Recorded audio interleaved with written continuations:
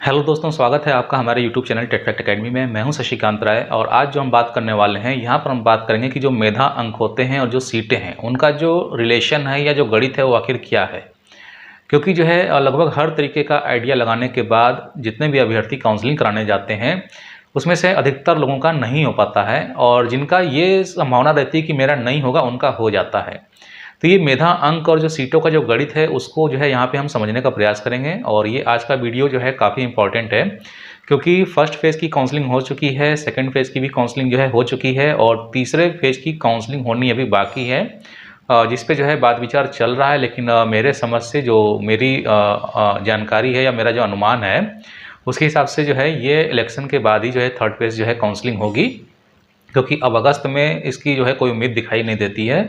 तो आप लोग एक काम कर सकते हैं कि अभी तक जितना जो डाटा अभी तक आपके पास अवेलेबल है या जो ज़िले की जो वेबसाइट है उस पर अवेलेबल है,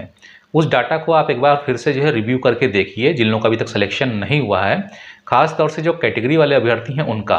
क्योंकि अनरिजर्व की जो सीटें हैं और जो अनरिजर्व फीमेल की जो सीटें हैं वो तो लगभग फिलअप हो चुकी होंगी और मेरा ऐसा मानना है कि वो फिलअप हो चुकी होंगी, कहीं ये सीटें बचनी नहीं चाहिए और जहाँ बची होंगी तो हमने पहले वीडियो बनाया था कि उन सीटों पर जो है जांच होनी चाहिए जहाँ पर यूआर और यूआर फीमेल की सीटें बच जा रही हैं। तो बाकी जो कैटेगरी के लोग हैं अब उनकी बात बचती है, क्योंकि थर्ड फेज़ काउंसलिंग में अधिकतर जो कैटेगरी के कैंडिडेट हैं उन्हीं की जो है वैकेंसी जो है कंप्लीट होगी और थर्ड फेज़ होगा भी कि नहीं होगा ये भी अभी कोई क्लियर नहीं है। हो सकता है कि जो है सातवां चरण का भी आयोजन कर दिया जाए। तो खैर वो तो हम बाद में बात करेंगे कि थर्ड फेज़ होगा कि नहीं होगा, सातवां चरण के आयोजन में ही थर्ड फेज़ होगा या कैसे होगा, वो तो बाद में बात कर लेंगे।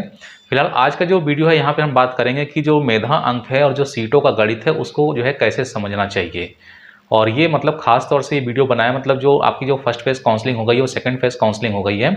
उसके बाद के, ठीक है, थर्ड फेज़ के लिए बना रहे हैं।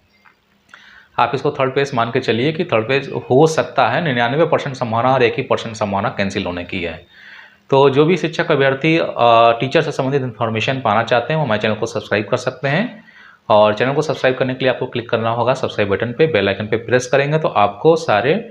बेल आइकन पे प्रेस करके ऑल पे क्लिक करिएगा ताकि आपको सारे वीडियो का नोटिफिकेशन जो है मिल जाए। तो आज का जो वीडियो है यही है कि जो है मेधा अंक और जो सीटों का जो गणित है वो क्या है। देखिए इसमें हम लोग शुरू से बात करेंगे, ठीक है। फर्स्ट फेज़ की काउंसलिंग में जब सारी सीटें अवेलेबल थीं, हर कैटेगरी की सीटें अवेलेबल थीं, तो वहाँ पर भी ये देखा गया कि जो मेधा अंक है और जो सीटें हैं उसके जो है सापेक्ष ये देखने में आया कि जो मेधा अंक था वो हाई चला गया। मेरिट जो है काफ़ी हाई जा रही थी फर्स्ट फेज़ की काउंसलिंग में, जबकि लोगों ने ऐसा अनुमान लगाया था कि अधिक से अधिक संख्या में अभ्यर्थी वहाँ पे पहुँचेंगे और चूंकि ओपन कैंप काउंसलिंग है तो सबका सिलेक्शन हो जाएगा, यानी कि अधिकतर अभ्यर्थियों का सिलेक्शन वहाँ पे डेफिनेटली हो जाएगा। लेकिन आपने देखा कि हुआ ठीक इसके विपरीत। फर्स्ट फेज़ की जो काउंसलिंग हुई उस काउंसलिंग के होने के बाद भी सीटें जो हैं काफ़ी मात्रा में बच गईं। कारण ये था कि कई कई जगह जो है काउंसलिंग में जो है सारी सीटों पे जो है अभ्यर्थियों का सिलेक्शन नहीं किया गया, कुछ सीटें जो है पुकारी गईं, कुछ को रोक लिया गया या कुछ लोगों को काउंसलिंग फॉर्मेट को लेकर के मतलब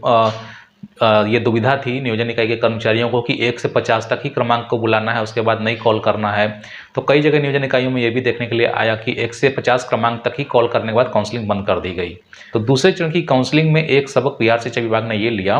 कि हम लोग को क्या करना चाहिए कि इसको जो है विषयवार काउंसलिंग में कन्वर्ट कर देना चाहिए। तो सेकंड फेज़ की जो काउंसलिंग शुरू हुई उसको जो है विषयवार कर दिया गया, जिसमें सबसे पहले सोशल साइंस का किया गया, फिर मैथ और साइंस का किया गया, फिर उसके बाद जो है नगर निकाय का जो है सामान्य शिक्षक का किया गया। तो इस तरीके से करने के बाद भी वो देखने में ये आया कि अभी भी जो है ये काउंसलिंग जो हो रही थी, जो ओपन कैंप काउंसलिंग का जो फॉर्मेट था वो सही तरीके से लागू ये लोग नहीं कर पाए, जिसके चलते अधिक से अधिक सीटें जो है फिर बच गईं। अब बात यहाँ पे आती है, सबसे पहले हम बात करेंगे कि जो है फर्स्ट फेज़ और सेकंड फेज़ काउंसलिंग के बचने के बाद जो थर्ड फेज़ की जो काउंसलिंग होगी उसमें जो मेधा अंक है, जो सीटें हैं वो क्या रहेंगी। यहाँ पर सबसे पहले हम जो है अनरिजर्व कैटेगरी में आने वाले उन वर्गों की बात करेंगे जिनको हम लोग जो है सवर्ण जातियाँ कहते हैं। तो सवर्ण जातियाँ ज़्यादातर जो है अनरिजर्व में ही आती हैं और ईडब्ल्यूएस वाले भी अभ्यर्थी इसमें जो है शामिल होते हैं। तो यहाँ पर सबसे पहली बात यह है कि यूआर की सीट जो है बचने की संभावना बहुत कम है और अनरिजर्व पे जितनी भी जो है सवर्ण जातियाँ हैं उनका जो है अब सिलेक्शन संभव नहीं है, क्योंकि हर जगह ये देखने में आ रहा है कि यूआर की सीटें अब नहीं बची हैं। और यूआर के ऐसे सभी अभ्यर्थी जो श्रवण जाति में आते हैं जिनका मेरिट कम है, अब उनका जो है थर्ड फेज काउंसलिंग में होने की संभावना लगभग नील हो चुकी है। हाँ, उनको जो मौका मिलेगा वो मौका उनको मिल सकता है जहाँ पर काउंसलिंग रद्द हुई है, वहाँ पर अगर वो काउंसलिंग कराते हैं, अगर उसकी काउंसलिंग शुरू की गई जहाँ पर रद्द हुई है, तो यूआर के कैंडिडेट जो है जहाँ पर काउंसलिंग रद्द हुई है वहाँ पर जा सकते हैं, वहाँ पर उसका सिलेक्शन हो सकता है। लेकिन थर्ड फेज़ की काउंसलिंग में उनका सिलेक्शन होना अब संभव नहीं है। थर्ड फेज़ की काउंसलिंग में सिर्फ उन्हीं लोगों का अब सिलेक्शन होगा जो कैटेगरी के कैंडिडेट बचे हैं, क्योंकि कैटेगरी की ही सीटें खाली जा रही हैं। तो यहाँ पर जो है जो सीटों का गणित है और जो मेरिट है उसका कोई जो है मायने नहीं रखता है, क्योंकि ओपन कैंप काउंसलिंग में एक जो है प्रॉब्लम जो है सबसे बड़ी ये आई कि पुराना जो ओपन कैंप काउंसलिंग का जो फॉर्मेट था उसको जो है बिहार शिक्षा विभाग जो है सही से समझ नहीं पाया। जी हाँ, जो पिछले चरण, जो चौथा चरण और पांचवा चरण जो चला था उसमें जो ओपन कैंप काउंसलिंग का जो फॉर्मेट था उसको उन्होंने सही से समझा ही नहीं कि ओपन कैंप काउंसलिंग होती कैसे है। जबकि ये छठे चरण की बहाली थी, लेकिन चूंकि यहाँ पर नए आवेदन ले लिए गए थे तो नए आवेदन लेने के चलते जो है मेरिट जो है क्या हुआ, मेधा अंक जो है बढ़ गए थे। जब इस तरीके से आवेदन प्रक्रिया होती है तो ओपन कैंप काउंसलिंग का आयोजन नहीं किया जाता है, क्योंकि यहाँ पर एक फिर जो है नई प्रक्रिया जो है शुरू हो जाती है और मेरिट जो है नए सिरे से बनती है। ओपन कैंप काउंसलिंग का जो बेसिक जो सिद्धांत है वो ये है कि ओपन कैंप काउंसलिंग उन्हीं जगह पे कराई जाती है जहाँ पर जो है पुराने लोगों से ही आवेदन लिया जाए। इस बिहार शिक्षक बहाली की काउंसलिंग प्रक्रिया में सबसे पहले जो है प्रिंसिपल बेस्ड काउंसलिंग को जो है फॉलो करना चाहिए था शुरू के 2 चरण या 3 चरण तक,